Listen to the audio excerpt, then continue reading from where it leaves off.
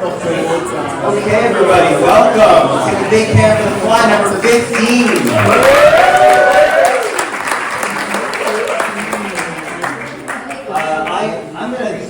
I'm your host, Gary Rudman, and it's okay, sorry, you get time. Again, this is fly number 15. We've been doing this for well over a year, it's been very exciting. The big thing, what we do here, and why I'm so glad to see some regulars come back, is this is all about community building, right? We live in a time that's pretty messed up. We have a very interesting administration who is tearing people apart, tearing families apart, and we're trying to bring people together. And I wanted to form something, a community where people can come here, tell their stories, and share. And this is what this is all about. So what we're doing tonight, in case for those who haven't been here before, is we tell true stories live in front of you guys without notes. The people that are coming up here tonight are very brave.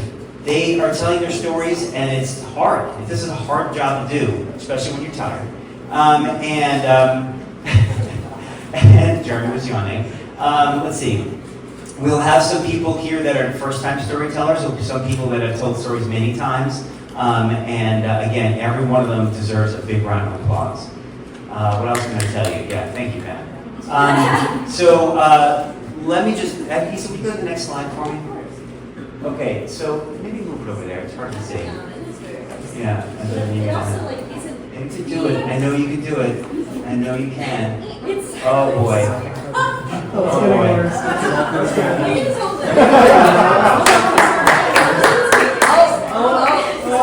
She's going to UCLA next year, everybody. Don't let it work this way. That's terrible. All right. So what's going to happen is I'm going to tell the first story tonight. So let me get my words up. Just so you know, this is the Facebook page and our website. If you want to check that out, you can just use the QR code. Our next story slam is going to be September 12th, and the theme is going to be shared experiences. Okay? So, okay, they're right. Excellent. So I guess I don't have to do anything. What's that? One of the things. Thank you. Okay. Excellent. All right. So let me tell you my story.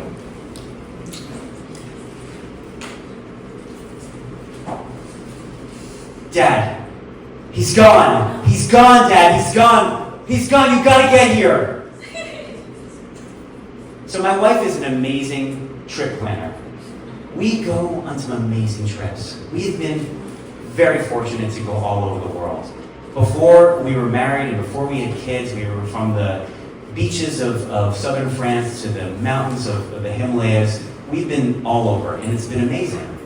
And when our kids came into our lives, we wanted them to share that. We wanted them to be worldly, and we wanted them to experience these wonderful things. And they've had a chance to be all over Central and South America, all over Europe. They've gone with us, they've gone without us. It's pretty amazing. But one of the things that my wife does in her superpowerness is she is able to make these trips work, because what we do is it's hard to bring a family of 5 on these trips. It's expensive, right? But we use miles. I'm a million mile United, so we got to do that. We use points for our flights, for our hotels. We use we rent our house with VRBO. So we have a chance to get all the money that we need to be able to go to these places, and it's been amazing. Now, what she does as part of the superpower is she makes these trips that are expensive, and we do everything, and we see everything, and it's a bit exhausting. And it's great, but we go so many places, and the kids are always like, they all love parts of the trip. My oldest loves everything. Let's just be honest, firstborn, he's thrilled to do everything. He loves nature, and he loves adventure, and he loves going to cultural events and going to museums. He's into all that stuff. My middle son Kyle, who's sitting over there, he likes going to like the city and nightlife and that kind of thing. And Issa right here, she could do without the hikes, because we just did no hikes. She'd be thrilled with that. So we decided that we got a call one day for someone that wanted to rent our house, and they asked us to rent our house on Thanksgiving. Now, the only reason Thanksgiving was open was because I forgot to change the thing on our VRBO that said we're not available, because we hang out on Thanksgiving. We have a nice family experience with our family and friends. We all get together. Thanksgiving is our home time. But this year, they asked us to rent the house, and we were like, I don't really know. And they said, well, we'll give you more money, and they offered us a price of money that we could not refuse, so we said yes. Because we figured, okay, great, you know what, we'll do a family trip with the kids. You know, they're all getting older. We have a 22, 20, and almost 18 in a couple days. So we figured, okay, this will be great. We'll do a trip. But we're going to give the kids something they want. A relaxing, chill vacation. A vacation at the beach where we're just going to relax and sit there and go to the beach and play in the water and have nice meals together, and it's going to be chill. That's what we wanted. That's what they wanted.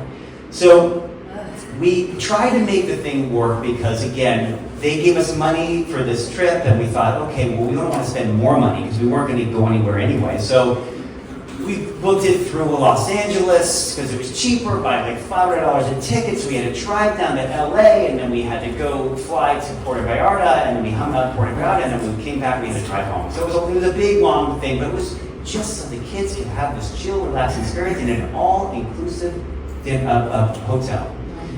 So we got down there, and it was great. I mean, the hotel was fine. It wasn't 4-star, but it did the trick. The first room was big for us, but we figured that out.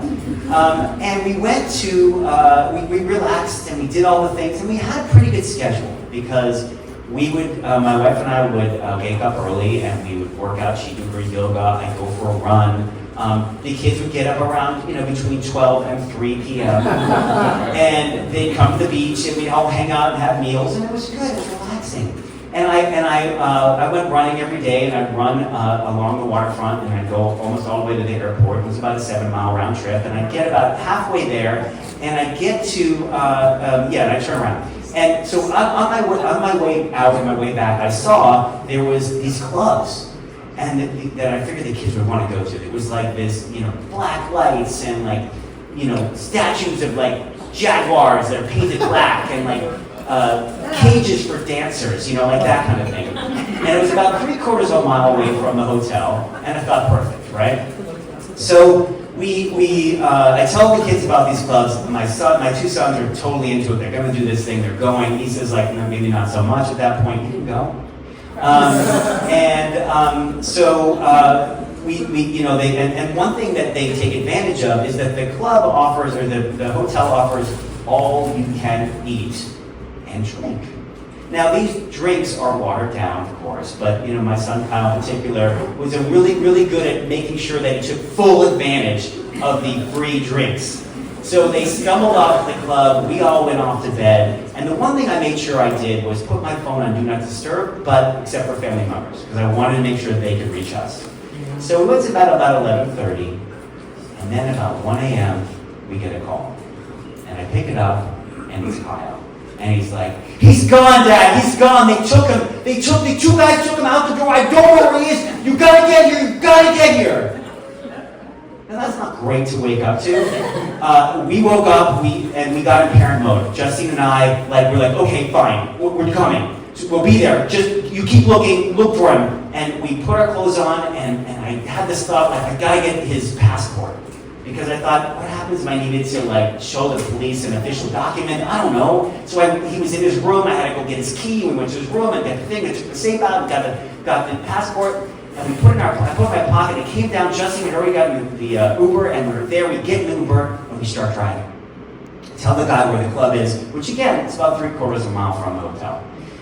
We're driving along, we're going through all these back roads, and I'm thinking, okay, maybe, you can't just go straight because it's along the waterfront. He's going all these different ways, and we're about 10 minutes in, and he pulls out to this spot, and I look, and it's my turnaround spot for my run, so it's about 3.5 miles away from the place that we're supposed to be.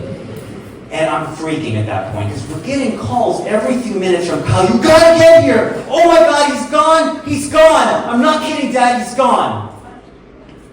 So Just then I say to the Uber driver, wait, just stop. Stop. And I look up on my phone, I find the address, I'm like, this is it.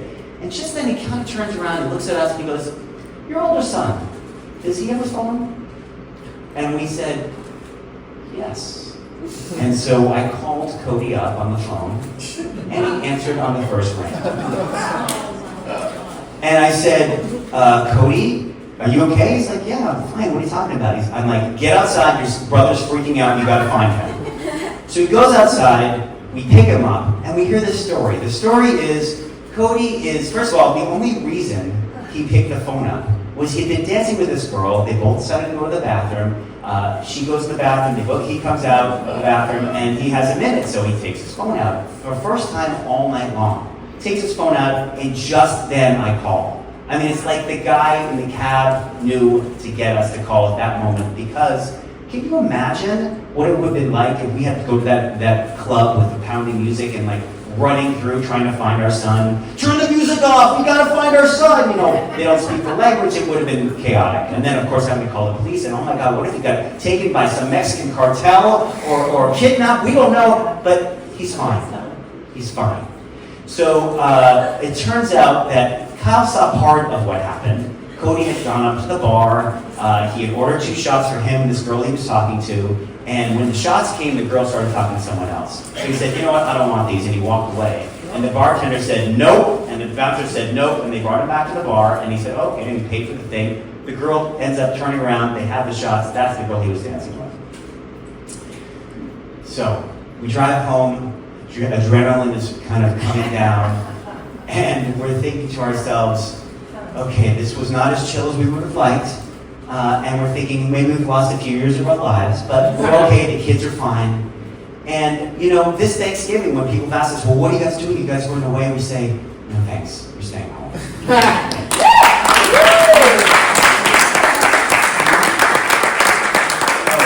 got a check from that, thank you. Okay, well, good. Thank you, that's my story. So now what we're going to do is we're going to have a very special person come up here. Now, this person is my friend Lisa. Huh? There we go. Oh, I have a photo. That's us. That's us in our relaxed moment in Puerto Vallarta. I think that was before. Yeah. Yeah. Thank you. You can flip to the next one, which is my friend Lisa. She only gave us 4 words. We asked everybody to give us 5 words as sort of anchor points in the story. Lisa could only come up with 4, but it's okay because she's a first-time storyteller. Let's give a big hand to Lisa Kors, everybody. Come on.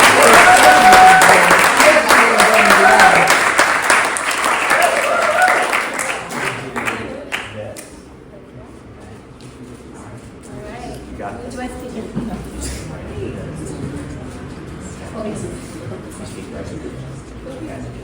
So the people in the back can hear you. Get nice and close. I brought notes just in case. Okay. I decided to do this a few minutes ago, so. Right close to the mic. Right, okay. Lisa. So, my parents drive a lot, go a lot, and they go on long car rides, and they would often do 3 main things. They would listen to the radio. My mom would read articles to my dad in the car, and they'd use it as an opportunity to call me and do that 3-way conversation speakerphone thing and share whatever on their mind. So I was used to this, and they called me, and often conversations started with this phrase, and that was, so we've been thinking, and it literally could be anything. They could be saying, like, so we've been thinking, I think we're going to go to Paris next year. Or we've been thinking, we're going to go to Banana Republic and get some jeans. Or we've been thinking that turmeric is a really good new addition to our diet. I literally never knew what they were going to say.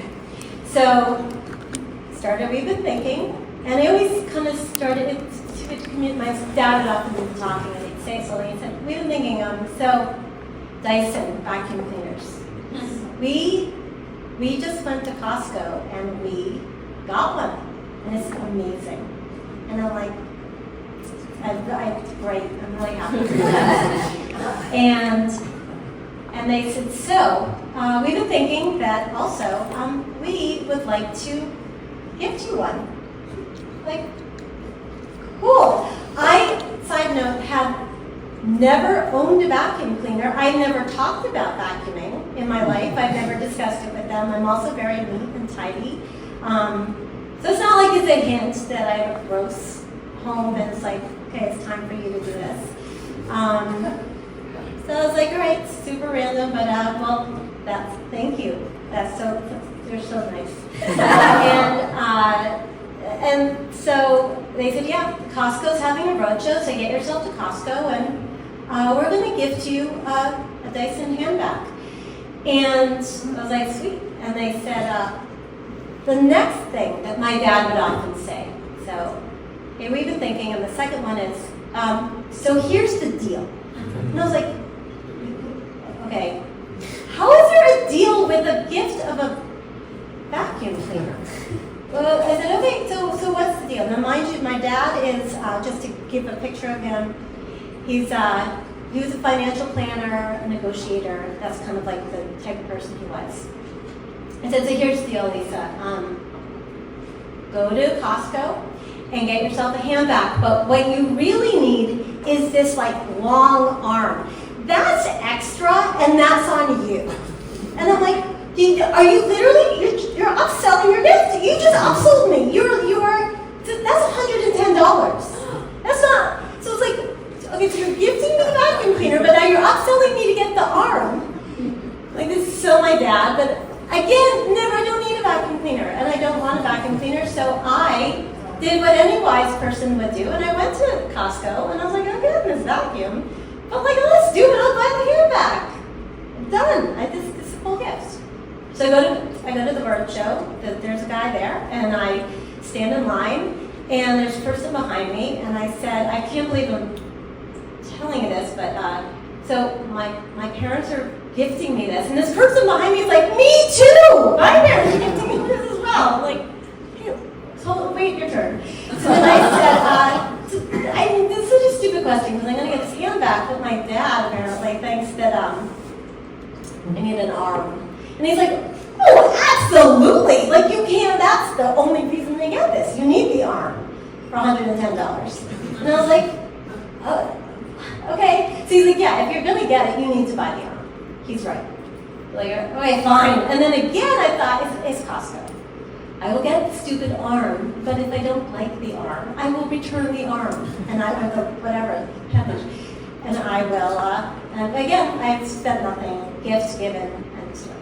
So I buy it, plug it in, charge it up, and I've been in my apartment at this point, it's 10 years ago, forever, like about 20 years. And I plug it in, and I'm a clean person, and I start to vacuum. Oh my God, I was like, there is, first of all, more dust coming into this thing that I've ever, it's terrifying, but it's also incredibly, almost Zen-like, it's kind of meditational. I'm vacuuming. With everything I vacuum, I'm like, I am so clean right now. Like, I want to walk into rooms and just like, I just feel incredibly clean. Like, my place has never looked better. It makes me want to rearrange everything, maybe get new furniture. I love this machine.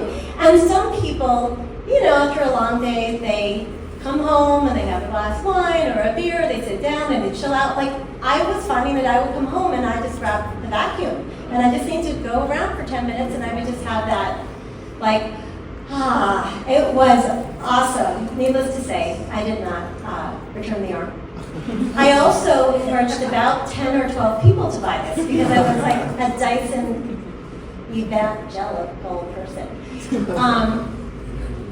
And so I tell this story because in so many ways I feel like that is so my dad. Like, it was, the gift that he gave me was my dad. It was generous. It was quirky or weird or funny, normal, very much like things he gave me. It often had a deal associated with it, or a condition associated with it. And it also made me feel, because I absolutely love his clients, so sometimes the people who love you, know you, and on some levels, better than you know yourself. I'd also like to share that my dad passed away 5.5 years ago, and this story was my eulogy at his funeral. And I did call Dyson to see if they would get a kick out of this. They did. I was also hoping to get a hairdryer out of the deal, but they didn't. Did not get that. But yes, that was my dad. And that's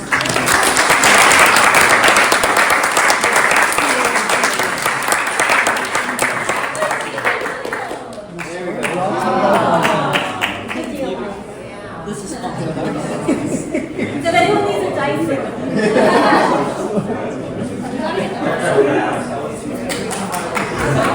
Lisa Kors, everybody.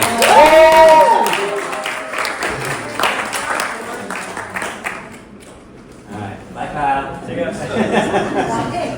Kyle's heard his story. He can go now. Well done. That's a first-time storyteller. That's and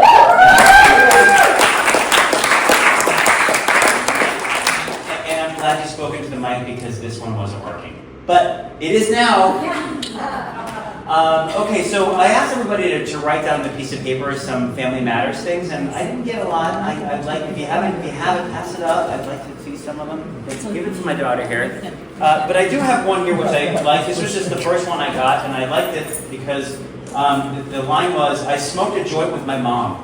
There you go. All right. Family Matters. Excellent. You still have one more. Pick one, a good one, anyone, just pass it to me. I haven't read it. What's that? Yeah, I'm so Not sorry. my mom.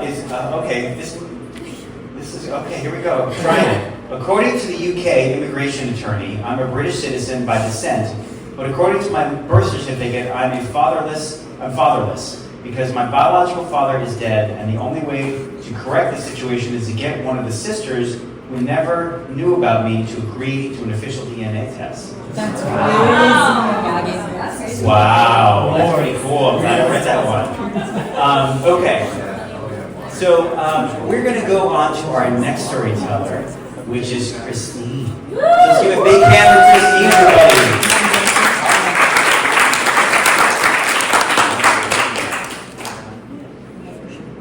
May I take this off? Yes.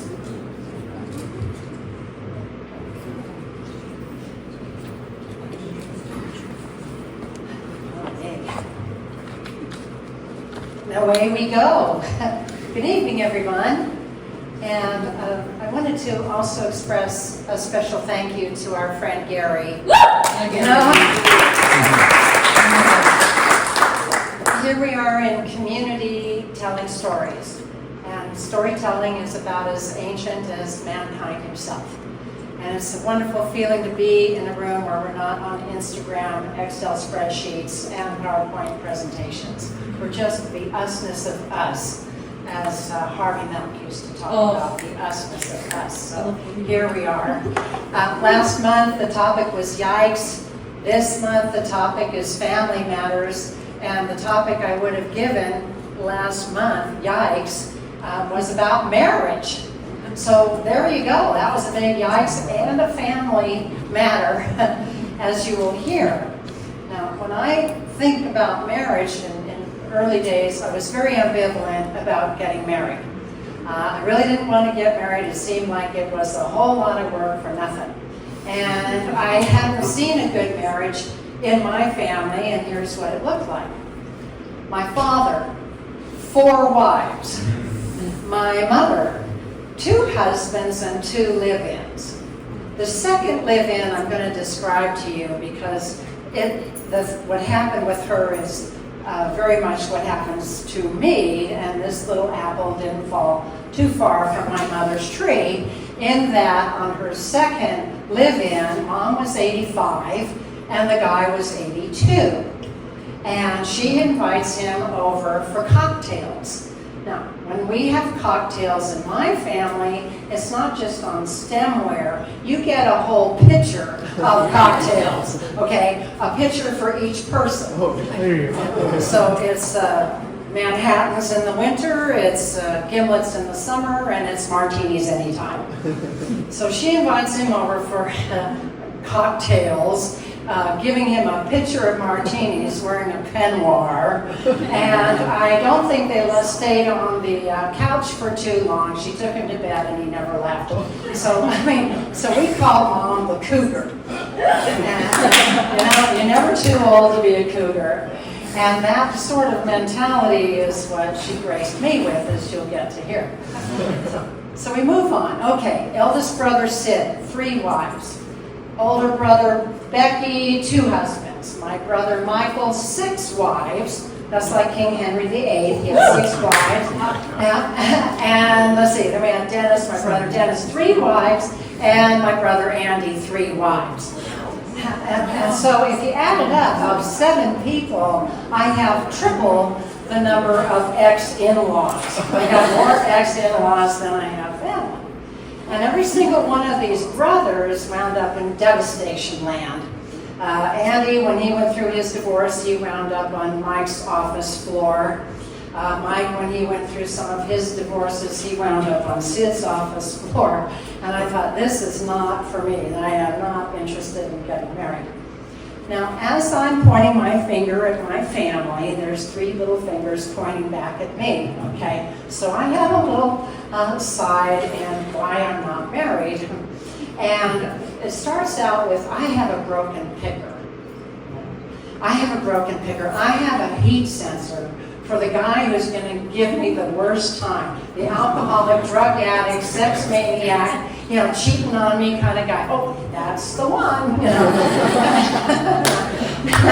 And this came along when I was like 20 years old, and my mom puts me into a cotillion. Okay, cotillion. That's where you learn how to dance and drink punch and make small talk. Okay.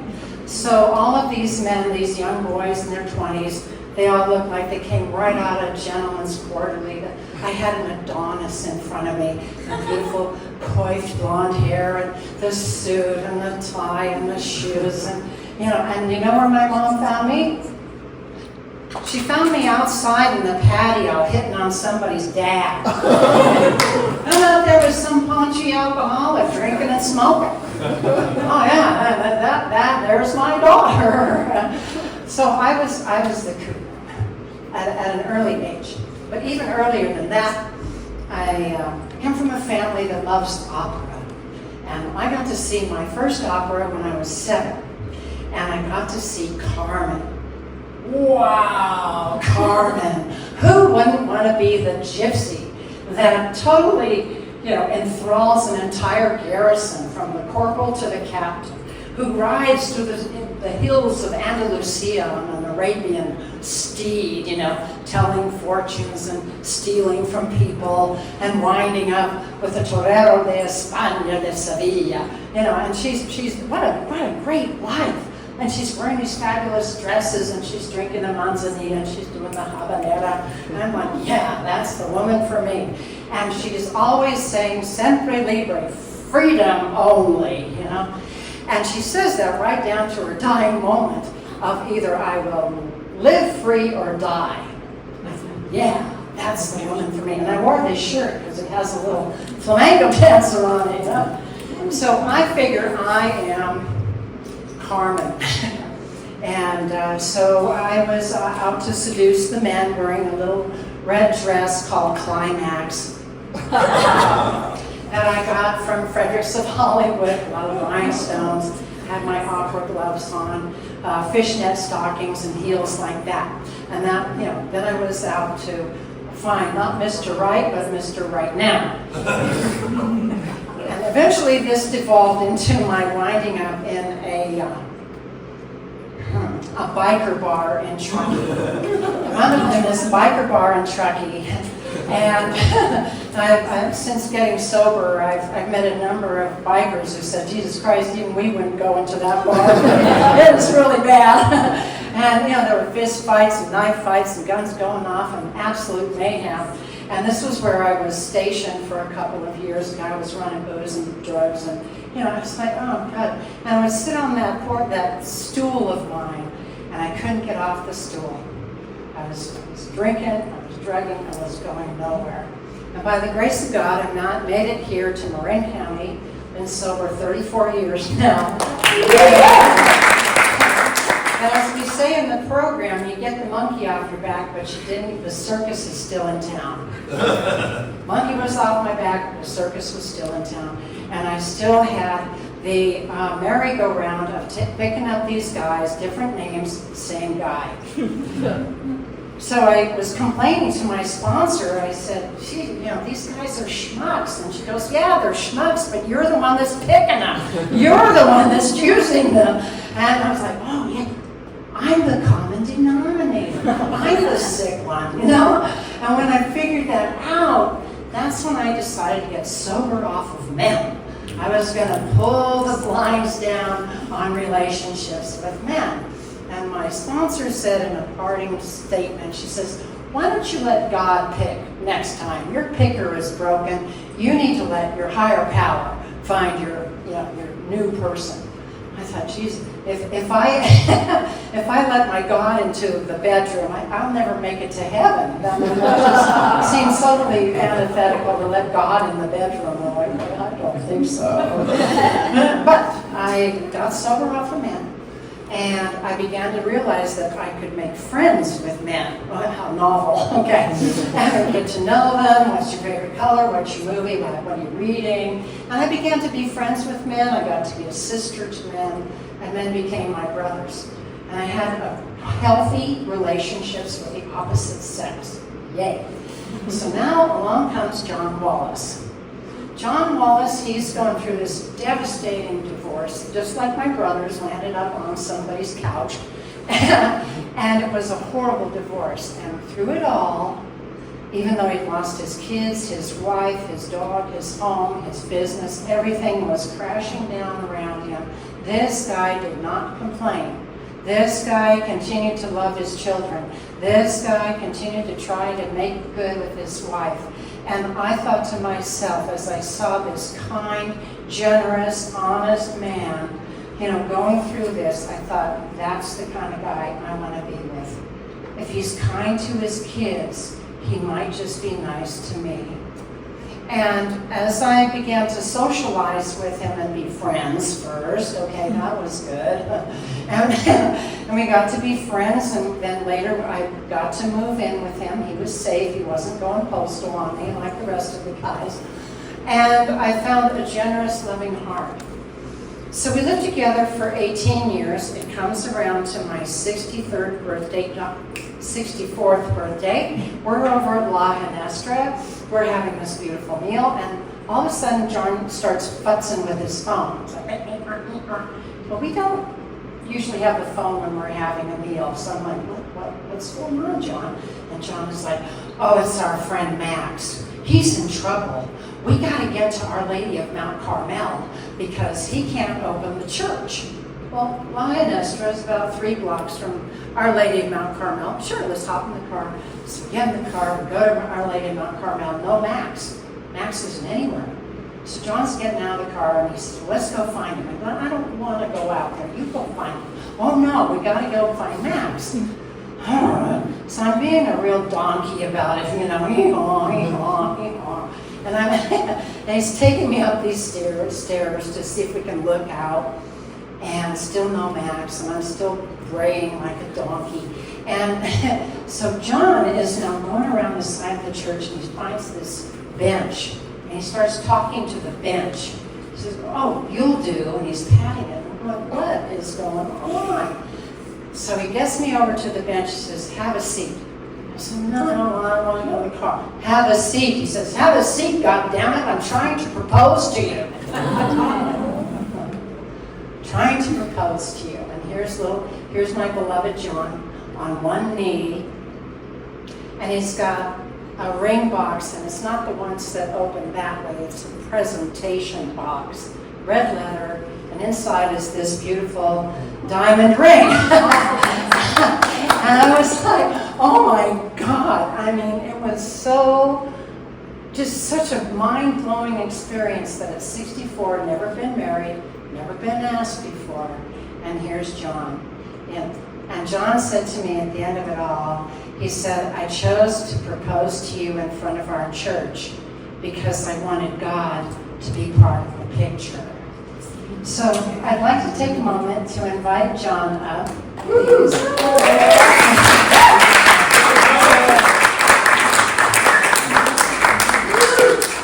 You've seen me up here as a single woman, and I want you to leave here knowing that I have a wonderful, blessed husband. And thank you, John, for marrying me.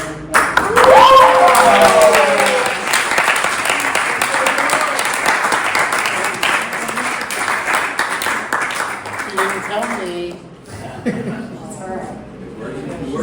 Okay, give one more hand for Christine, right here. Such a great story.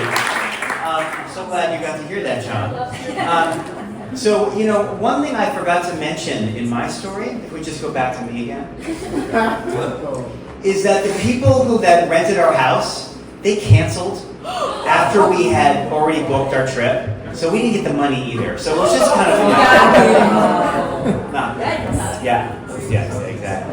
I wanted to read one or two more of these because they're very touching. We got a couple here. There's some funny ones and some touching ones. I want to read this one though. There's two that I want to read that I love. Every week I hike with my stepfather. He has decided he has dedicated the last 34 years as my parent. He's now 79 and I'm 52, and he's one of my best friends. That's really sweet.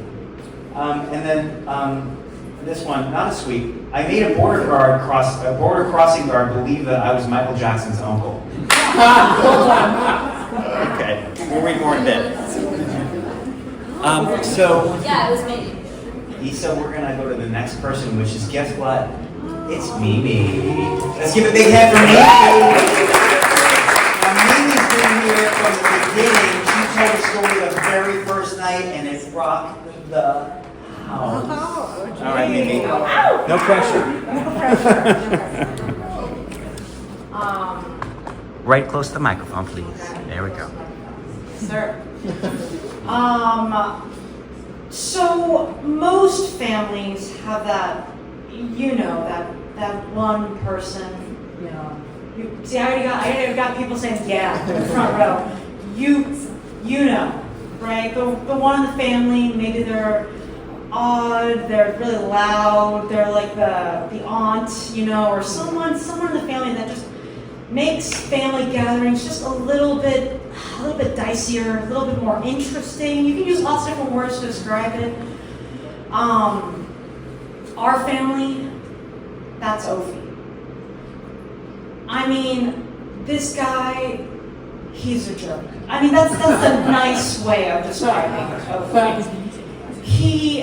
He's the kind of guy that if you're having a birthday party and there's candles on the cake, he'll blow them out before you. I'm not even joking, right? This guy, if you're celebrating your birthday, he will talk about himself the entire day. He's the kind of guy that, like, if you have this great outfit on, he'll come down in an outfit exactly like that and then get angry at you for matching his outfit. He's just the worst. I mean, I don't know how else to describe it. And you don't get to pick your family, right? And so I understand that you have to just make it work. And Ophi, he's that guy in our family. I need to mention, though, that Ophi is a puppet bear. He'll sit on the rest of our family's hands like this, and is animated by many of our family members through all of our family gatherings for the past 20 years. This guy joined our family when my sister, who's in the back, adopted him, thank you for that, in 4th grade. And ever since then, Ophi has been a part of all of our family things, from Christmases to road trips to trips to Greece and Paris. Ophi's there. And Ophi's probably messing things up. He's the kind of guy that shows up when you come downstairs and he's face down on the table surrounded by beer bottles. I mean, this is what this guy is up to. Right now, as we speak, Ophi's at my studio and I can only imagine what is happening right now. The family has carried this story into enormous detail. I mean, my brother gets him outfits, he has kissed the chef apron, he dresses up for sporting events. I mean, he legitimately sits in a chair around the family meals as a family member. And this has been going on for 20 years. Most of us have grown to love Ophi, right? We're just like, what a guy. I mean, what a jerk, right? He's always doing something, messing something up. He's the reason why you're late, right? Like if you're coming down late, it's because Ophi stole your shoes, right? He's the scapegoat for the family, right? It's Ophi. It's probably he got into something, right? But one of our family members hates Ophi. I mean, like, truly hates Ophi. And it's weird because our mom loves Ophi. If any of us are talking schmack about Ophi, like, dude, he is being such a jerk today, my mom will make this noise, oh, no, not Ophi. Legitimately defends him when we are having family discussions about Ophi around our family table. But my sister Annie, she hates this guy. She hates him like a true other character, this other person in our family that cheats and steals and lies. So I wasn't surprised that at some point they were going to have a serious face-off. Now, mind you, this is a real person in our family, my sister, and a puppet bear, okay? So one Christmas, we were sitting around playing poker with all the kids and laughing really loud and having a good time. We had our dad's, extra change jar with like pennies and nickels and quarters and dimes, throwing down big money for our poker game as we're going around in a circle. We've been doing it for maybe an hour, 2 hours. And this last game, man, those stakes were high, right? I mean, it was full of quarters. There was nothing but silver in the middle of that table, and it was too rich for my blood. I folded my cards, and I was out. Abby was quick out after me, which means that there was only 3 people left in this game. Annie, my sister, my brother Robin, and on his hand, Ophi Mayer, as we call him, because he also has a last name. Obviously. Actually, Mayer is his middle name. I apologize. Ophi. So the circuit goes around again. My brother Robin is like, dude, I don't have any more silver. I'm out.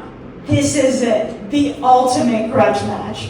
Annie versus Ophi. They're sitting on opposing sides of the table, and my sister is legitimately staring him down. Right? So at this moment, you have to picture my brother, a puppet bear on his hand. I'm sitting here, Annie's sitting here, and Abby's sitting here, right? She is just staring, death stare at this puppet bear just sitting here like this, with his cards in his hand, right? And Annie's like, come, right? And he was like, all right, you go first. Annie, 1 card at a time, lays out 2 of clubs, 3 of clubs, 4 of clubs, 5 of clubs, 6 of clubs. All of us were screaming. We were like, this is it! This is it! Annie's ultimate death match against Ophi. Everyone was laughing and high-fiving Annie, except for my brother Robin. He could see Ophi's hand. And he knew what was about to happen. 1 card at a time, Ophi Mayer laid out his royal flush.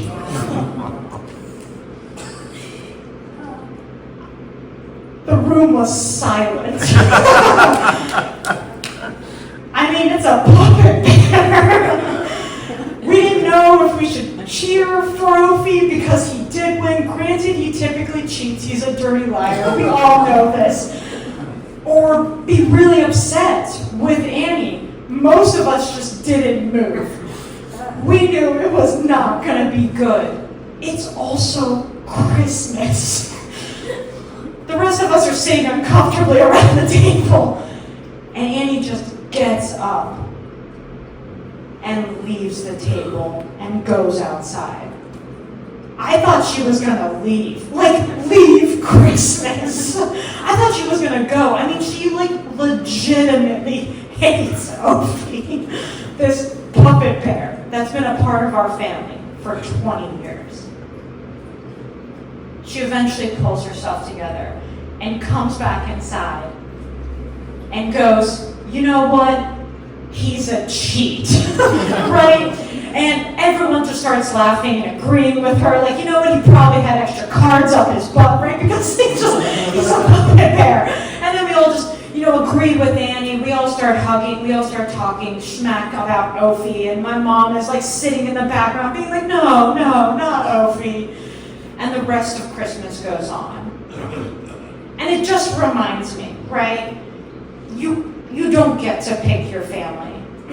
And that definitely includes the puppet bears.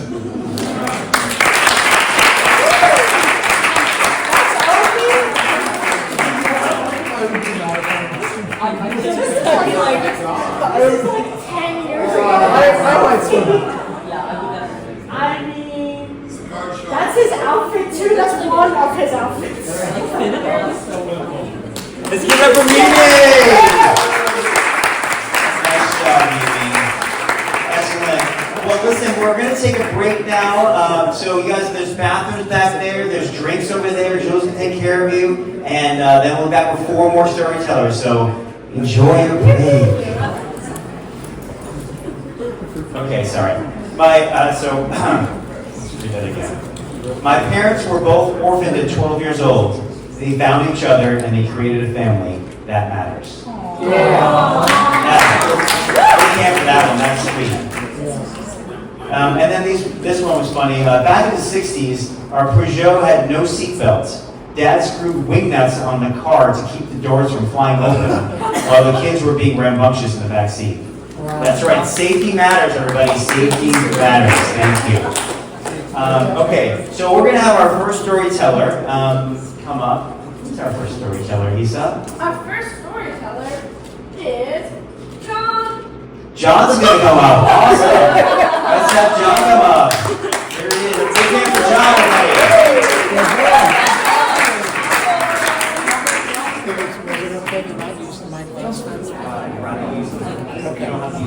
Yeah. Okay. Is it? Yes. All right, I'm just going to close the door. Good.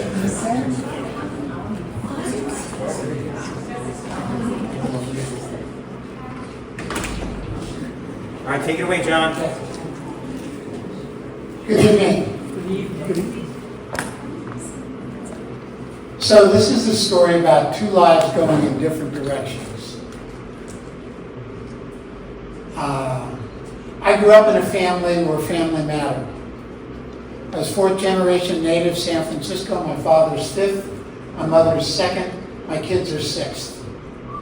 That was important to us. My father the family was very Roman Catholic, and that was important to us. And because I had 3 sisters about my age, my brother came along when I was 9, so he didn't really help too much. I had 3 sisters that were about my age, which made decisions over family matters, such really important ones like whether you were going to watch Donna Reed or Robin Hood, pretty straightforward, because I always lost. It was always 3-1. I decided I'd bring my 2 buddies down the street to come over to the house a couple of times and they'd vote. And the democratic process would win out, I was sure. But I found out that their votes didn't count. They weren't family. Only family counted. My dad was a fireman who worked 24 on, 48 off. And my uncle, who lived alone and had some mental issues, would always seem to be over the night when my dad was working. Sometimes a couple of relatives nearby, they would stop over for dinner. And it wasn't unusual to have grandma over for dinner, my dad's mother. That was family. And dinner was always at about 5:30, usually finished at about 6:15. Unless, of course, we had Brussels sprouts.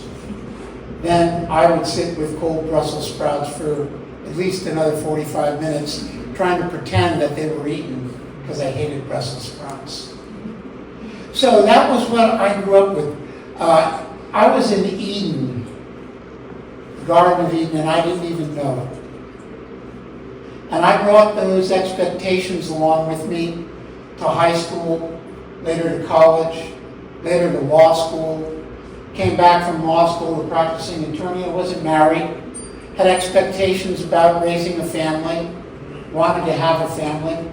I met a wonderful woman. We decided quickly to get married. In fact, we were so quick in getting engaged that we put the wedding off for almost a year. And we ran into a guy after about 3 weeks of engagement, and he was an old family friend, and he had 9 kids in his family. My wife had seven in hers. Her best girlfriend had 9. So for them too, family mattered. That was important. And we told the guy we were going to get married, that we had gotten engaged. He was so excited. We mentioned that we were going to get married the next year. He said, "Why are you waiting so long? You should get married right now." And as it turned out, within 8 weeks, we had the ceremony set up. We got married because family mattered. And I was working very hard. I was starting working with a business that was becoming very successful. That was a constant, a visible constant in our family. I had idyllic ideas of what it was going to be like, how we were going to raise children, how everything was going to work out. And I knew because of my legal practice that no matter what confrontation we had, no matter what obstacle came our way, there would be a way to surmount it. There would be a way to overcome it. There'd be a way to handle it. That's what lawyers do, they handle stuff. That's what I figured I'd do with my family. And as it turned out, sometimes I'd be traveling for a couple of weeks, trials in different states. The kids always wanted to hear from Dad. They were always very happy to get a fax of a picture that I had drawn. It wasn't unusual for me to get off the airplane. This was in the days when Homeland Security wasn't anywhere near in sight, and people could actually meet you at the gate when your plane arrived. And there would be 3 little kids all happily, "Daddy, Daddy." It was so fun. That was the visible side. The invisible side was I had brought to our marriage a little secret, that I was an alcoholic. It was something my wife only kind of suspected, but it was there. And I was unable to do anything to check it. So for the 15 years that we were married, before the divorce came along in 2005, my disease was progressing, and it was starting to destroy my family. I didn't realize it. I was in denial about it. Didn't really care about it because I was having a good time. I was paying all the bills. Everything was going along pretty well. As the kids would get older, our first son came along, take him out in the stroller for a nice little walk. When he got too big for the stroller, his little brother was there. Take him out for a walk. Then we'd have my daughter, and the 2 boys would come with us, and we had a lovely time. And one weekend we'd go see maybe my daughter's volleyball game. The next weekend, my son's rugby game. He played for this team, or a baseball game. These were the expectations that I had. These were the ideals that I looked for. This is what I wanted in my life. I had it in my life, and I was letting it slip away through a manner that I had seemingly no control over. And family so much didn't matter, because family was starting to get second place in the list of important things because my disease was in the list of things that were taking precedence. Well, as anybody who's run into that problem or knows anybody who had that problem, it can have a very devastating effect, and it did for me. And I was troubled by an oncoming divorce. Things were happening that were outside of my control. But always I thought, you'll get a handle on this. You'll be able to make this happen. You'll be able to change things that will make it work for you. And I firmly believe that. I knew that would be the case. And it turned out to not be that way. And there were things that I couldn't stop. Our lives started to go in different directions. And there was nothing I could do about it, no matter how hard I tried. I got sober, saw counselors, had 3 different sets of lawyers trying to help me out, deal with things. Nothing worked. And that was the way things went.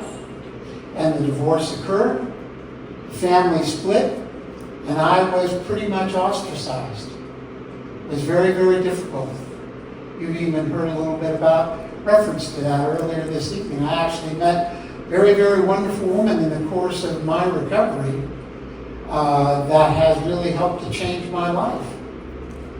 But the situation with my children, where family mattered to me, was changing. It was changing rapidly, and I wasn't in that picture at all.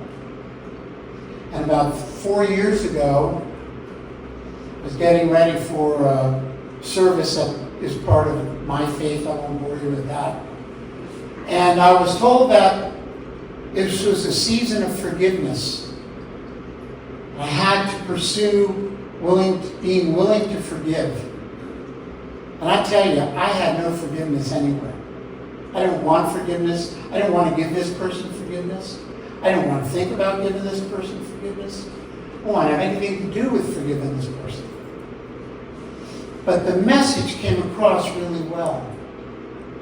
And the message was that it was going to help heal me if I could find forgiveness in my soul for somebody that I thought had wronged me. COVID hit.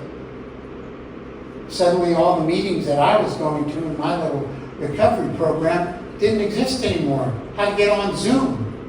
I didn't know what Zoom was. Figured it out. So now I'm on Zoom, and my family has moved to the state of Washington. We're up in Washington. All of them are up there. One of my sons comes back. He's got some mental issues himself. He comes back. He's living up in Nevada, and they actually have to put him into a conservatorship because his mental problems overcame his circumstances. And now his family can't see him. Family matters. What are you going to do about it? How are you going to handle this? COVID's there, lockdown, can't get in, can't get out. Seemed incomprehensible. What are we going to do? Well, they finally started to relax the strictures on COVID, and I had figured out how to use Zoom.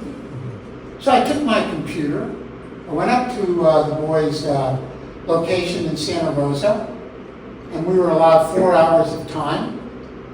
And I called his mother and sister and brother up in Seattle, and I said, we're going to open a Zoom call. You can see Brother John on the Zoom call. That was 3.5 years ago, on a Saturday morning. Sat out in the park up in Santa Rosa, had my little computer under the tree, had our Zoom call go until my computer ran out of batteries. I didn't have an extension cord that long. And we said goodbye. Maybe we'll do this again next week.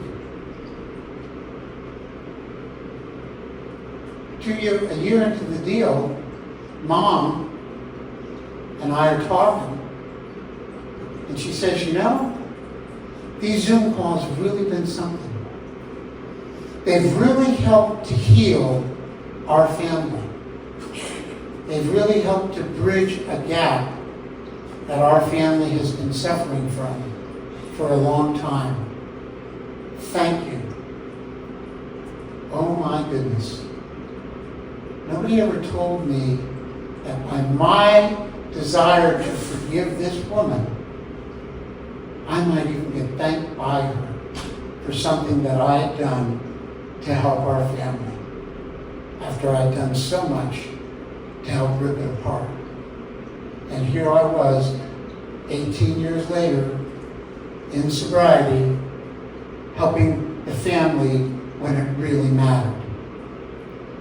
About 6 months later, that same woman went in for routine surgery, got viral pneumonia and died, unexpectedly. It was just a little over 3 years ago. My children, all very close to their mom, suddenly didn't have that anchor anymore. Where was the anchor? Our Zoom calls on Saturday. It's been over 3.5 years now. With one exception, we've had Zoom calls every Saturday. Have a Zoom call tomorrow at 10 a.m. It's already lined up. My daughter's already got the link set up. She's literally already sent it out. Dad's busy. Here's the link. See you at 10. Family matters. I was lucky. When I hit that milestone and I thought the world was going to be at an end,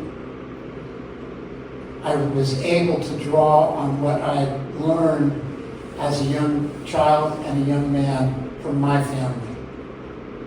When my family was ripped away from me, I was able to find solace in another wonderful woman who was looking for family.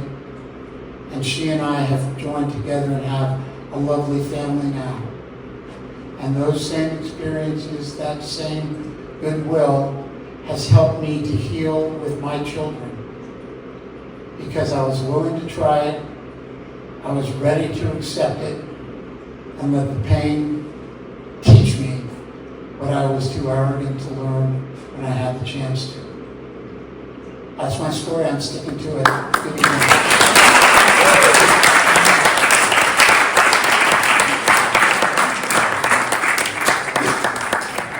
Okay, wonderful story. That's John, everybody. One more for John. Okay, what do we have next, Isa? We have Tony. Okay, it's Tony's turn. All right, now let me just tell you a little bit about Tony as he comes up here. Tony's from Boston. I'm from Boston. I love it. You're gonna hear his accent. Let's give it up for Tony, everybody.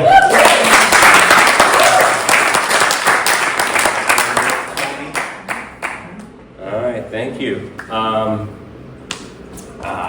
I used to present all the time. I used to be a technical teacher, and I haven't done it in 20 years. Yeah, so speak right into the microphone. And I actually got nervous. I've done presentations in front of like thousands of people, and I thought I was going to wet my pants on the way over here. So let's get this story going. All right, so I'm going to tell you a story about dads trying to be the best dads they can be, and pretty much failing pretty miserably. And it starts, my girls, I have 2 girls, they're about to go into high school this year, but this story is when they were much younger. And I had my daughter, my youngest daughter, in kindergarten, and she had a soccer game in Golden Gate Field at 8:30 in the morning in Golden Gate Park. And I had to get her up, and I had to get my other daughter, who was 6, up, because my wife had to work that weekend. And I'm like, it's so early, I've got to get them up. And I get them up, and I'm trying to get my daughter into her soccer uniform, and they said she can't play if she doesn't have cleats and shin guards on. And I could not get her to put the socks over the shin guards. She said, I'll wear the shin guards, Dad, but I'm only going to put them on. Like there was a Velcro strap that held the shin guard on. That, it's just supposed to hold it in place while you put the sock on. But she said, this is the way I'm wearing it. I go, they're just going to fall off. I'm not going to put on socks. And we had this big argument. I was very late to get to the game, but I got there just before it started with my 2 kids, and I realized as I was going out the door, I never fed them breakfast. So I'm like, oh my God. So I did what any dad who's trying to be the best dad he could be. I grabbed a bag of pretzels from the cupboard, and that was going to be breakfast in the car. It was a family-sized bag, so I was confident they were going to get enough for me.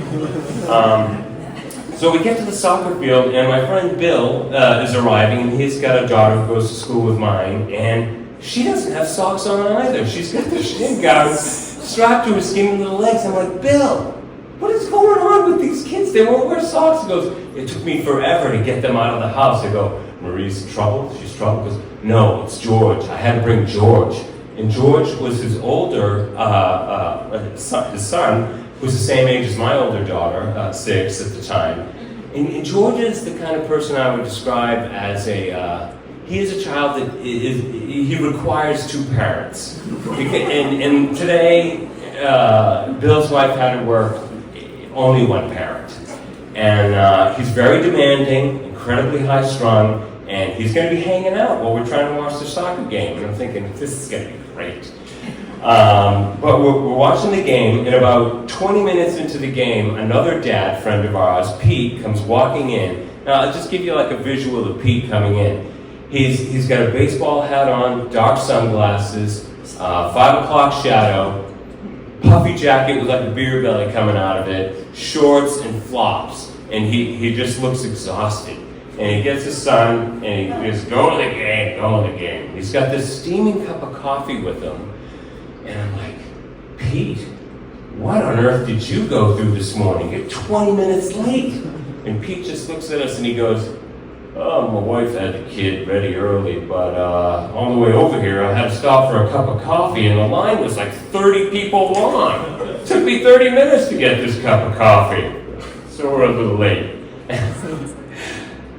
And I'm sitting there as a dad thinking, wait a minute. I tried to get here early. I couldn't because of my kid. His kid is ready. He could have been here early, but he chose not to so that he could get a cup of coffee for himself. Now, I don't know which dad you want raising your kids. Like, I'll let you think about that. Maybe a little discussion for the ride home in the car. Like Tony, who got there on time but gave pretzels for breakfast. Or Pete, who arrived 20 minutes, really halfway through the game because he got coffee for himself. No coffee for me, no coffee for Bill, right? But anyway, the game goes pretty good. It ends, and we're picking up all our stuff to go, and we're in the distance, way behind us, we hear, Dad, Dad, Dad, Dad. And here comes high maintenance George, his son, who we don't even know where he's been for the past hour during this game. He's just been raising hell somewhere in Golden Gate Park. And he's limping, and he's cut his knee, and it's bleeding, and he's losing his mind over this, and he's really having a complete meltdown. He's like, Dad, I cut my knee, we have to clean it up and get Band-Aids on it, I'm gonna get an infection, we have to clean this, and we have to do it now, I'm not going anywhere till we do this. And Bill's experienced with this, he's like, all right, George, calm down. There's no Band-Aids, we're in the middle of the soccer field in Golden Gate Park. You don't understand, Dad! I'm gonna die from an infection if we don't clean. I've never seen, I understand this high maintenance kid, 2-parent kid, 1 parent, and he's really losing it. So I started fishing around in my pockets to see if there's anything that I might have that could help this situation out. And I reached inside, and I remember my kids had a cold like a month ago, and I don't really carry tissues because I find they're not good enough. I had a wad of high-quality dinner napkins in my coat pocket, and I said, Bill, I think if you wet these napkins down with some soccer water bottle water, you could just wipe it off, and everything will be fine. And George was freaking out, kind of got quiet for a minute. I'm like, holy shit, is this gonna work? I didn't think it would. But Bill sits George on his knee and uses the napkins with some water from his daughter's water bottle, wipes off his knee, and he's like, see, everything's fine. And George looks down, and it starts to ooze a little bit of blood, and he just loses it all over again. There's no way I'm going home. This is bleeding. I'm going to get an infection. We cannot leave without Band-Aids. And Bill's like, there's no Band-Aids here. Dad, there's probably some on the Ferris wheel. They don't have Band-Aids at a Ferris wheel. There's probably some at the snack thing by the Ferris wheel. They don't sell Band-Aids at a snack shack. And he's really, really losing it. And then Bill, this is like a dad trying to be the best dad I could be. I never thought this would work.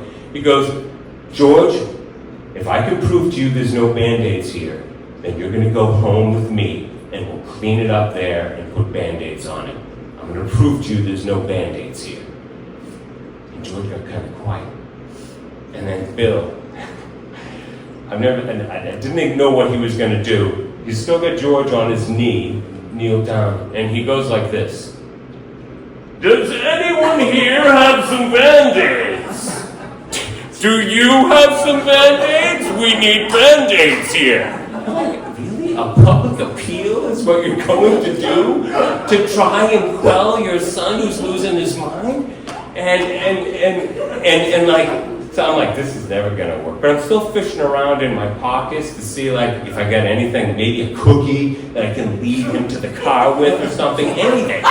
So I unzip the pocket of my jacket inside and I pull out, I'm like, iPod headphones, the old kind, it's like, all tied up in a knot, I toss that out. There's like a key, it's not even to my house, I don't know what it's doing in there. And then I reach down and I feel like there's some paper and I'm hoping it's money. Like maybe you're like, hey, I get a 20 if you just go home. And I can hear Bill in the background go, does anyone have some Band-Aids? And I pull out this crumpled piece of paper and it's 2 Band-Aids. And I'm like, oh my God. And I'm looking at him and I hear Bill, does anyone have some Band-Aids? And I don't know why I did this, but I said, I do. I've got some Band-Aids. And like, it was the stupidest thing. The minute I said it, I knew I could not have said anything more wrong. He's trying to teach his son that he can't get everything he wants, anytime he wants, by having a meltdown. Does anyone have any Band-Aids? And there I am. And I have Band-Aids, and now I've announced that I have them. And like, everything slows down. It was one of those moments where you could just wish you could take it back and it's done, but I couldn't. It was out. So I'm looking at these, I know how stupid I am, and I'm like, I have to face the music. But everything kind of is in slow motion. And I look up, and the first thing I see is my daughter and Bill's daughter. And they've got the bag of pretzels open, and they're eating it like it's a really good popcorn in a movie, like stuff's just getting juicy. What's gonna happen now? We've got Band-Aids, and they're shoving it in their mouth. And then I'm trying to turn over to where Bill is because I'm terrified of what he's gonna do to me when he sees this. And I pass by Pete, Pete who went and got the coffee for himself. And I have to tell you, like, there's no other parents around.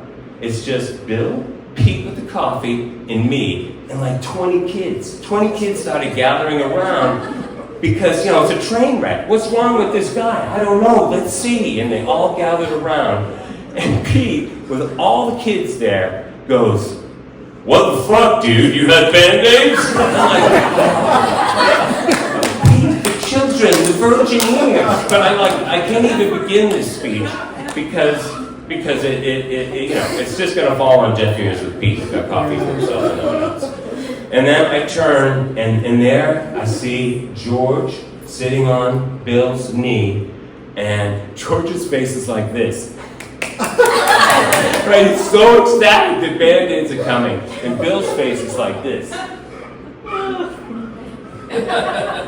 I'm like, oh my God. And I look right at Bill, and Bill looks at me, and he goes, oh, I guess Tony has some Band-Aids. Oh my God, I can't believe I did this. You try to be the best dad. I was so emasculated by this entire, I felt like I was standing there in like a fairy godmother dress with like a magic wand, giving out Band-Aids to children in need at Golden Gate Park. And anyways, I walk over to Bill and I give him the Band-Aids. I hand them to him, and he opens the first one, he's got his son on his knee, and he opens it up, and this is how old the story was. They were Frozen Band-Aids from like Disney's Frozen. And he opens the first one, and it's Olaf, the funny snowman. And he puts it on George's knee, and George is like, oh, cool, Olaf, I love Olaf. And then he goes and he opens the second Band-Aid, and it's Anna and Elsa, the two singing sisters from Frozen. And he goes to put it on George's knee, and there's like hesitation from George. And I could tell, like, George saw that it was Anna and Elsa. And although he was crying about a cut a minute ago, he's far too macho to actually allow two chicks on a Band-Aid to be on his knee. And so he's rejecting it. And Bill, his dad, is totally confused, like, why can't I put this Band-Aid on you? And everyone was quiet. And then George looks directly at me and he says, "Hey, got any other Band-Aids?" I'm like, oh my God, you gotta be kidding me! And I thought, like, I don't know if Bill's gonna shoot me, but he completely lost it. As a dad, he's like, "George, that is it! We found Band-Aids in the middle of the soccer field. You were gonna put Anna and Elsa on your knee, and then we are going home, and I don't want to hear another word about it." And George, who always crosses the line as a child, he was just completely silent. Just completely silent. And all the kids, like those 20 kids, they all like... And then one kid took off, and they said, "That's our opportunity!" And everyone ran because they were scared to Bill, the angry dad. And that was kind of the end of the afternoon. Everyone went home. I saw Pete, and he looked at me as he was leaving, and he said, "Dude, can't believe you had fucking Band-Aids." And then I saw Bill, and he's got Marie, his daughter, in one hand, and George in the other, and he just looks at me and he goes, "Thanks, Tony." No smile. And I knew it was bad. My daughter handed me a bag of pretzels with nothing but crumbs and salt at the bottom. She polished it off as breakfast. And that's my story about dad.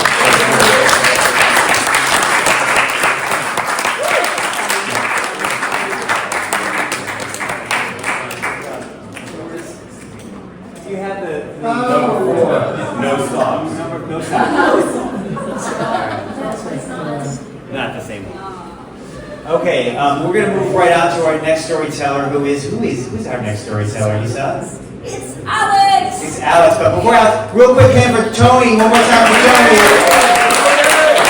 Okay, hold on a second. Now let me just say that I know it's hot, and we're all like, we've heard all these great stories, but like everybody, Jeremy, wake up. You're coming up soon. Okay, let's get...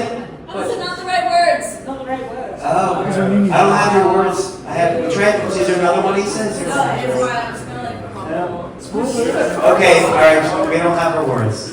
I messed it up. So embarrassing. I need to refresh my memory because they're not up there. Okay, Yeah. that's fine. I can tell you what they are. They're on the phone. I don't know. No, I don't. So anyway, everybody, while Alex does that, I want to thank everybody for coming. And you ready to go? Okay, all right, here we go. And she's wearing the shirt too. Awesome.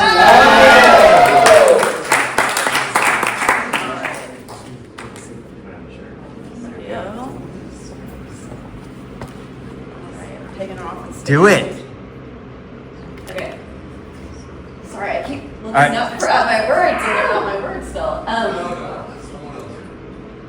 So whenever I explain my relationship with my mom to people, it's always a little bit challenging, and it's not because I don't like my mom or we have a strange relationship or anything like that. It's more that I have a hard time explaining like our literal, actual relation to one another, because it's maybe a little bit outside of the norm. And I've spent, parts of my life trying to explain like who my mom is, and I always get a lot of puzzle books, and because I usually start by saying my mom gave birth to me, but I'm not blood related to her. And I learned that when I was 9, and as a 9-year-old trying to explain that to like another 9-year-old, it's pretty hard. But I've found that a good way to start that story is to talk a little bit about my parents, which is their relationship was not perfect, but they really loved each other, and they have a lot in common. And the most important thing that they had in common was that they did not want kids. And my mom always likes to remind me, like, oh, honey, me and your father fell in love because we didn't really want you. And I'm like, oh. Thanks, I don't really know how to respond to that, but I'm so glad it worked out for you too. So that was a big reason why they got married when they met. They both decided that having kids was not for them. And then my mom's mother passed away, and that was like pretty pivotal for her. And she decided at the ripe fertile age of 40 that now's a good time to have kids. And she convinced my dad to go along with it. So that was obviously pretty challenging. And so they turned to modern medicine for some assistance. And that is how my sister and I were conceived in a petri dish. So we're like actual science experiments. And if you know my sister, we look like we came from two completely different science experiments. She's like brunette with green eyes, and I'm blonde with blue eyes. So we're like polar opposites. And my mom, the person who gave birth to me, it's funny because I get a lot of comments that I look a lot like her, and like people are shocked to hear that I'm related to my twin because we look so different. But the reality is like I'm much more closely genetically related to my sister than I am my mom. And this, like whenever I tell people, I like see their reaction and I forget that it's weird because this is like so normal to me. And so throughout my life I've made like passive comments about it, and then I then have to go into like this whole explanation about what I'm talking about. And I remember being like kind of an angry teenager and kind of bent into one of my really good friends in high school about like a fight that I had with my mom. And I like made this passive comment of like no wonder we're not related, like I'm so different from her. And she kind of like raised an eyebrow and was like, what are you talking about? And I'm like, oh, so I get into this whole thing about how like, you know, my mom gave birth to me, but she's not really my mom, like this random stranger who like, you know, was really generous and donated her, you know, genetic material to my family so that they could have their own family. And I'm like, yeah, that's why I'm a twin, because science experiments don't always go well, so you gotta put a backup in there to make sure at least one of them works. And it just so happened that me and my sister, you know, both made it to the end. And I'm like telling her about this, and she's like really listening to me super intently. And I'm like, okay, like it's not that weird. Like you're like looking at me like you've seen a ghost or something. And she goes, well, you know, that's really weird because I have a fraternal twin. And I'm like, yeah, dude, I don't know, maybe you're a science experiment too. Like a lot of people have twins, it's not that weird. I didn't really think anything about it. And then later that night, she calls me and she's like, dude, you were right. I am a science experiment. I asked my parents and they just gave me all the documents on my donor, and I'm gonna go meet her. She's literally right here in Mill Valley. And I'm like, yeah, man, takes one to know one, I guess. Like, that's crazy. Like, I could not believe it. And it's like really interesting that like this person was my best friend in high school before we found out we had this thing in common. And we never really talked about it up until this moment. And I was really glad for her that she got to meet her donor. I think that was like necessary for like her journey. I don't really have that need. I honestly never think about it. And, you know, when I found out the theme was Family Matters, like, my first thought was, oh, I'm going to tell a story about my dog, you know? Like, it's just this part of my life that I think a lot of people hear and they're like, whoa, that's crazy. And I'm like, is it? I don't know. So, yeah, that was really cool. And I'm not related to my mom, but she's always going to be my mom. And it's like crazy how somebody I've never met in my entire life or know anything about is like a part of me, but I feel so much closer to like this genetic stranger that raised me for the last like 29 years than someone that I'm actually biologically related to. But yeah, I kind of want to keep this short, so that is the story of my origins. And yeah.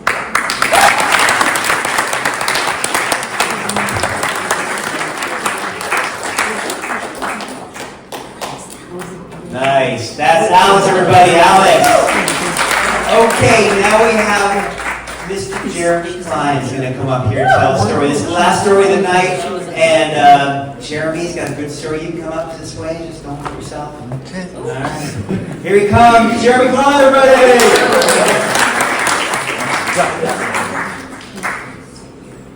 Good evening, everyone. So tonight's Family Matters. Last month was Yikes. And I was going to tell this story for Yikes, but I think actually it works very well for Family Matters as well. Loyosh was my next door neighbor at my studio. In a past life, I had a glass shop, and he was there when I moved in. A little closer to the microphone. Closer? Sorry. Yeah, we can move that up, Jeremy. Yeah, can you? Is that better? Yeah. Okay. Yeah. Anyway, he was my next door neighbor, and he was a bull of a man and a very interesting character. And he was a pilot, and he taught instrument flying and acrobatic. And he did acrobatic shows. And he had a studio next to mine. And I found out that that he was Hungarian, and I'm Hungarian descent. And we became friends, and he was like an uncle to me or an older brother. And I didn't have much of a family at the time. I wasn't married yet, and this was 30 years ago. This all went down. And so it was a Sunday. I was at this shop, and he was there, and he stopped, and he comes by and he says, "Hey, do you want to go for a ride?" And I said, "Sure." So we headed out to South San Francisco to the airport, and I saw his plane for the first time, and it looked like a VW bus with wings. It had 2 engines, and it was kind of ramshackle, and it's not exactly what I expected, but I was scared and excited to go on a plane flight. And he explained that we were going to fly to Concord, which everybody knows where Concord is, right? So he puts me in the left seat, and he gets in the right, and we strap in, and I didn't know, but that's the pilot's seat. And he starts telling me to do stuff, and I'm overwhelmed and scared, but he inspires confidence. This guy is a really interesting character. He had been a fighter pilot in the Hungarian Air Force in the 70s, and he defected to West Germany from the Soviet Union. So he was a Renaissance man who came to this country to make the American dream. And part of it was being a flight instructor. So I was in this, and he starts telling me to do stuff. So we're in the plane, and he says, "Okay, push this thing forward until this, until this gauge gets to there, and when this gauge gets to there, pull back on this." And all of a sudden we're flying. And I'm flying this plane, and completely unexpected. And he's completely nonchalant, and we've got the headset. He's just telling me stuff, and I'm scared.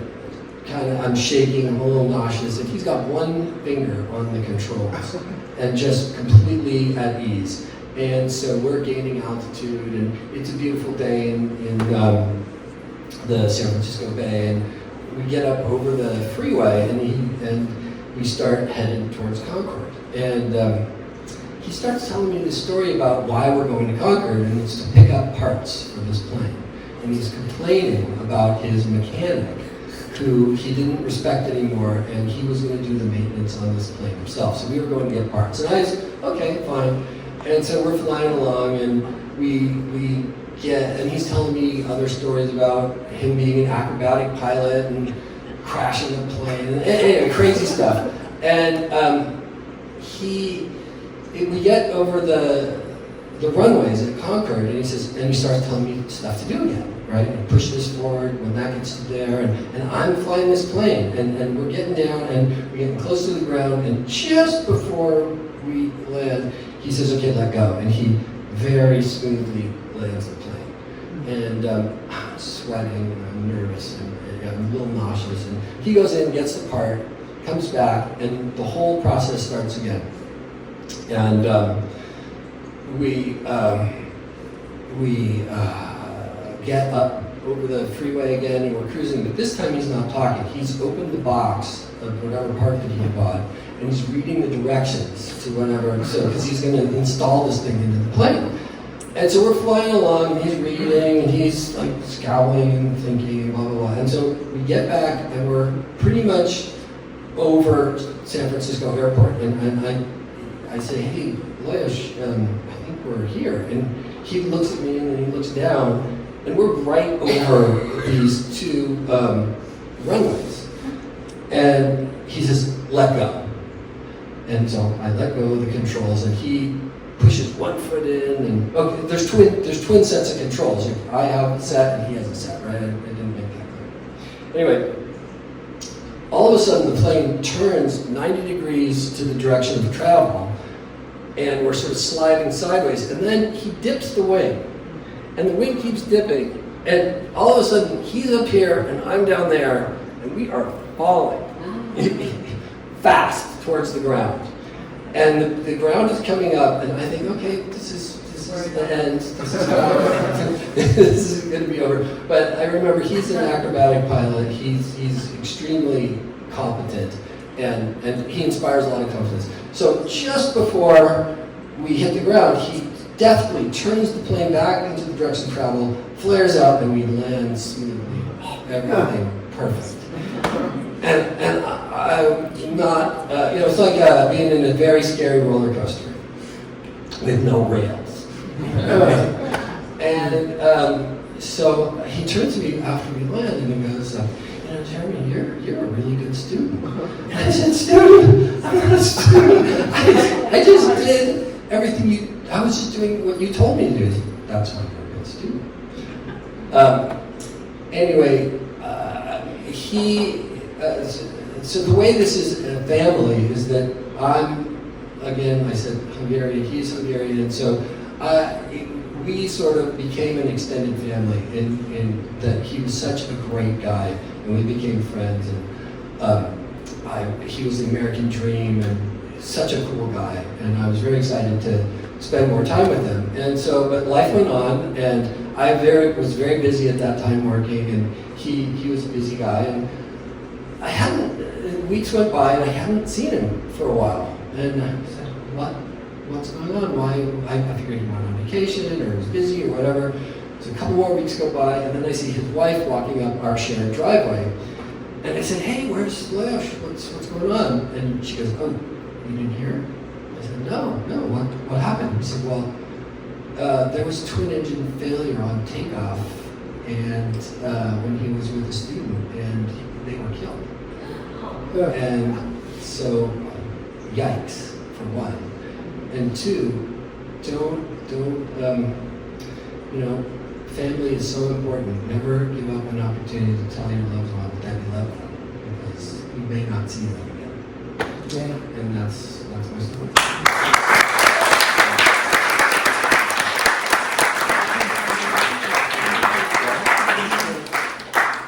All right, let's cheer everybody, Jeremy! All right, everybody. Well, listen, you have all hung in there. This was a night. It's hot in here. It's hard to stay awake, but you all did, man. So great. Thank you so much. Thanks for coming for our 15th show. We'll have you another one September 12th. That'll be our 16th show. Thanks, everybody up Gary. Have a good night.